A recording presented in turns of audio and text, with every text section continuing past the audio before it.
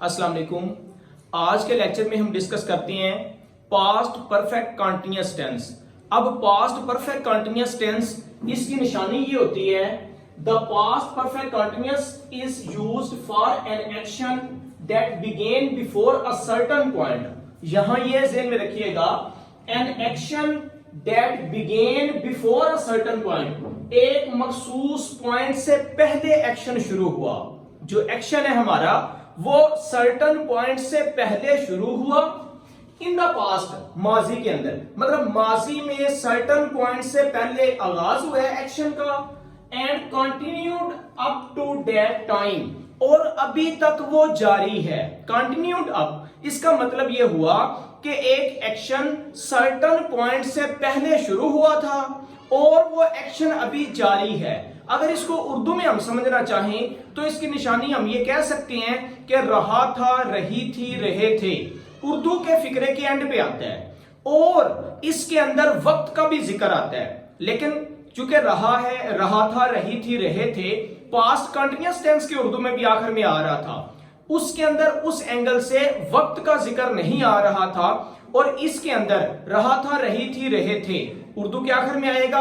और वक्त का जिक्र दो एंगल से होता है, या तो वक्त का आगाज दिया गया होता है या फिर वक्त की मुद्दत दी गई होती है। तो वक्त के आगाज के लिए या वक्त की मुद्दत के लिए दोनों एंगल से मेंशन किया गया होता है। दोबारा समझ लें, एक एक्शन जो के सर्टन पॉइंट से पहले शुरू हुआ और वो एक्शन अभी तक जो है वो जारी, continued up to the time, that time, उस वक्त तक ये जारी भी रहा, शुरू भी पहले हुआ और अभी चल रहा है।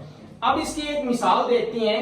Imran Khalid had been teaching here for 30 years. अब यहां पर इमरान खालिद जो है 30 इयर्स से 30 साल से यहां पढ़ाते रहे थे। यहां ये हमें पता चल गया, रहा था, रही थी भी आ गया और 30 ईयर वक्त भी इसके अंदर मेंशन हो गया। अब इसको समझने के लिए हम इसके हेल्पिंग वर्ब को और वर्ब को यहां पर पहले देख लेते हैं। इसके अंदर हमारे पास जो हेल्पिंग वर्ब यूज होगा वो है हैड बीन। ये ध्यान में रखिएगा कि पास्ट परफेक्ट कंटीन्यूअस टेंस को करते हुए हैड बीन के हेल्पिंग वर्ब को हमने यूज करना है और साथ वर्ब की फर्स्ट फॉर्म के साथ आईएनजी यूज करेंगे। मैंने आपसे पहले भी डिस्कस किया हुआ है वीडियोस के अंदर कि कंटीन्यूअस टेंस जो भी होगा उसके अंदर वर्ब की फर्स्ट फॉर्म के साथ आईएनजी लाजमी यूज करेंगे, चाहे वो सादा कंटीन्यूअस हो चाहे वो परफेक्ट कंटीन्यूअस हो। सादा कंटीन्यूअस के अंदर present continuous tense, past continuous tense, future continuous tense आता है, और परफेक्ट कंटीन्यूअस टेंस के अंदर present perfect continuous tense, past perfect continuous tense और फ्यूचर परफेक्ट कंटीन्यूअस टेंस आता है। तो इनके अंदर हमने आईएनजी वाली फॉर्म यूज करनी है, जैसा कि आज पास्ट परफेक्ट कंटीन्यूअस टेंस हम यूज कर रहे हैं। अब नेक्स्ट इसके अंदर सिंस और फॉर, ये हम प्रीवियस वीडियो जो कि प्रेजेंट परफेक्ट कंटीन्यूअस टेंस की बनाई थी उसके अंदर भी मैं ये शेयर कर चुका हूं कि सिंस और फॉर को किस तरह से इस्तेमाल करना है। एक होता है पॉइंट ऑफ टाइम, जैसा कि मैंने यहां पर हिंट दिया आपको, सिंस और फॉर को इस्तेमाल करने के लिए एक पॉइंट ऑफ टाइम है और एक पीरियड ऑफ टाइम है। सादा लफ्जों में जब वक्त का आगाज दिया गया हो तो वहां पर सिंस का इस्तेमाल करते हैं, और जहां पर वक्त की मुद्दत दी गई हो वहां पर फॉर का इस्तेमाल करती हैं। समझिएगा जरा, पॉइंट ऑफ टाइम जब वक्त का आगाज हो तो उसके लिए हमने सिंस इस्तेमाल करना है, और पीरियड ऑफ टाइम जब ड्यूरेशन का हमें पता हो, जब मुद्दत का हमें पता हो तो उस मुद्दत के लिए हमने फॉर इस्तेमाल करना है। अब मैं इसकी एग्जांपल आपके सामने रखता हूं। मंडे, अब हमें पता है जो भी काम शुरू हुआ वो मंडे को शुरू हुआ, तो ये वक्त का आगाज है, पॉइंट ऑफ टाइम है। मंडे, इसके लिए सिंस लगेगा। मार्च, इसके लिए सिंस लगेगा। 9 o'clock, इसके लिए सिंस लगेगा। इसी तरह 1930, इसके लिए सिंस लगेगा। जब भी पॉइंट ऑफ टाइम आ जाए, वक्त का आगाज हमें मालूम होगा तो हम सिंस इस्तेमाल करेंगे। अब नेक्स्ट देखते हैं, पीरियड ऑफ टाइम क्या होता है? 2 days, अब 2 दिन एक ड्यूरेशन है, पीरियड है, तो जब हमें मुद्दत का पता होगा तो उसके लिए हम फॉर इस्तेमाल करेंगे। इसी तरह 4 months, 4 महीने मुद्दत है, हमें पता है। इसी तरह 5 hours, 5 घंटे मुद्दत है, ड्यूरेशन है, जिसे हम मुद्दत कह सकते हैं।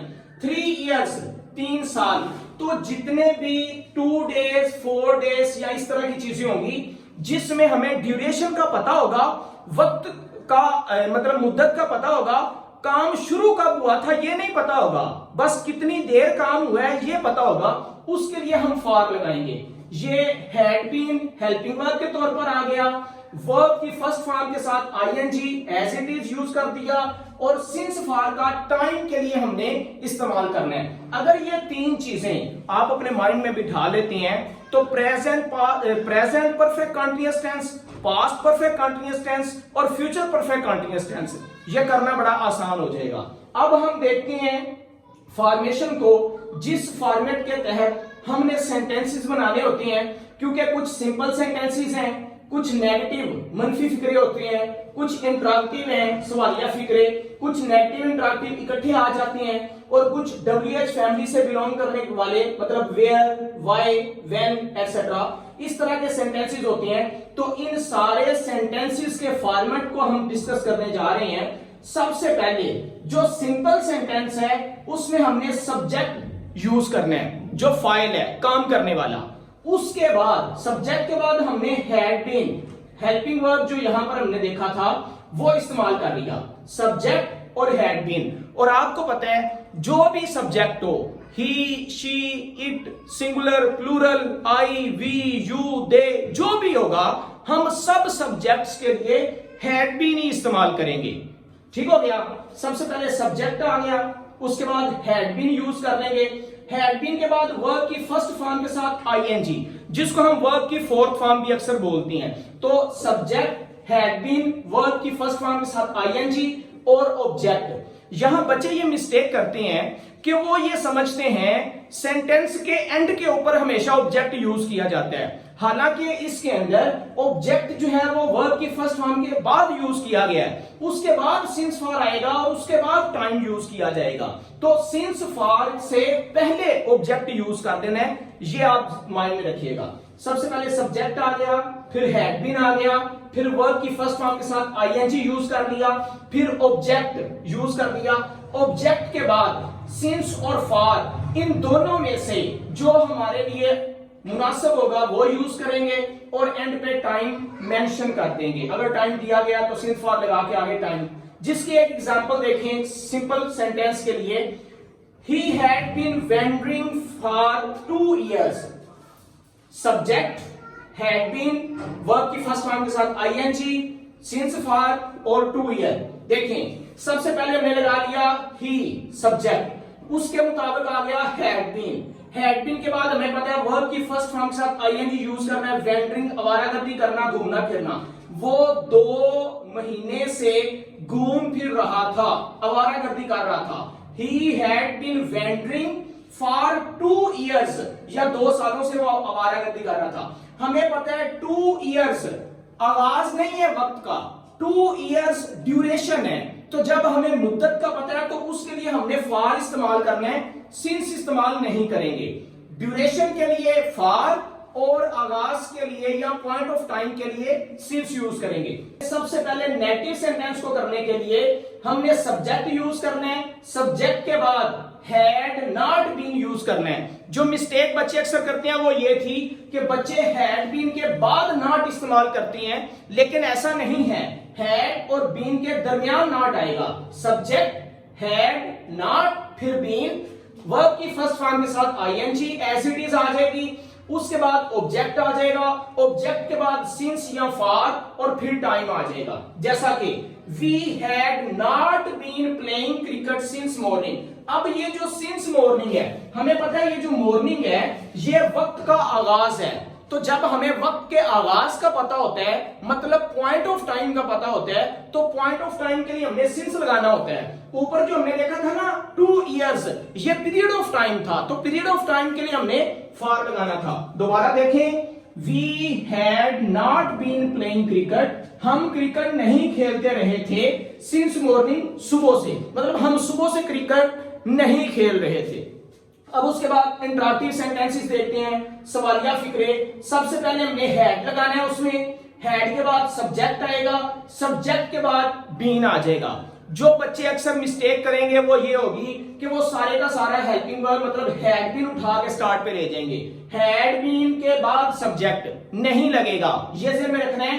पहले हैड लगेगा, फिर सब्जेक्ट लगेगा, उसके बाद बीन लगेगा। तो इसका मतलब हैड और बीन के दरमियान सब्जेक्ट यूज हो रहा है। हैड, सब्जेक्ट, बीन, वर्ब की फर्स्ट फॉर्म के साथ आईएनजी जो है वो एज इट इज यूज करेंगे।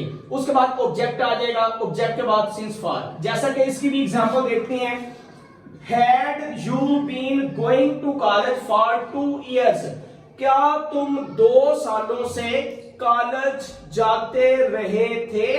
Had you been going to college for 2 years, यहां पर भी 2 years जो है वो ड्यूरेशन है, तो इसके लिए फॉर यूज कर लिया। अब नेक्स्ट हम देखते हैं, कुछ सेंटेंसेस हमारे पास ऐसी होती हैं जो नेगेटिव भी होती हैं और इंटरॉगेटिव भी होती हैं। तो उनके लिए सबसे पहले हैड आ जाएगा, उसके बाद सब्जेक्ट आ जाएगा, सब्जेक्ट के बाद हमने नॉट लगाना है, उसके बाद बीन लगाना है। इसका मतलब ये है कि हैड और बीन के दरमियान पहले सब्जेक्ट आया है, फिर नॉट आया है। Had, subject, not, been, verb की फर्स्ट फॉर्म के साथ आईएनजी, ऑब्जेक्ट और सिंस फॉर, एंड पे टाइम आ जाएगा।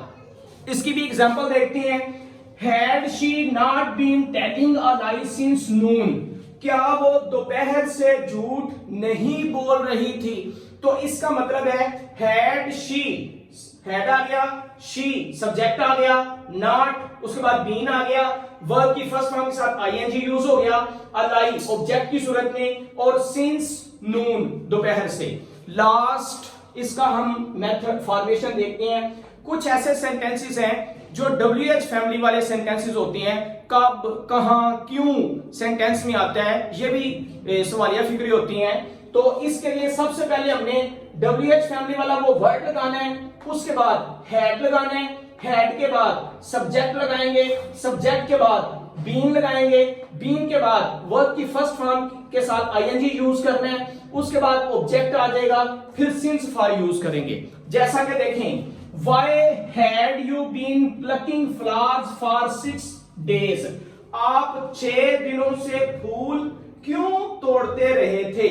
Why had you been, सबसे पहले why had you been, verb की फर्स्ट फॉर्म के साथ आईएनजी, प्लकिंग तोड़ना, फ्लावर्स फूलों को, फॉर 6 days। और यहां आपको पता है 6 days चूंकि ड्यूरेशन है, तो ड्यूरेशन के लिए भी हमने फॉर यूज करना होता है। Thank you for watching this video. अस्सलाम वालेकुम।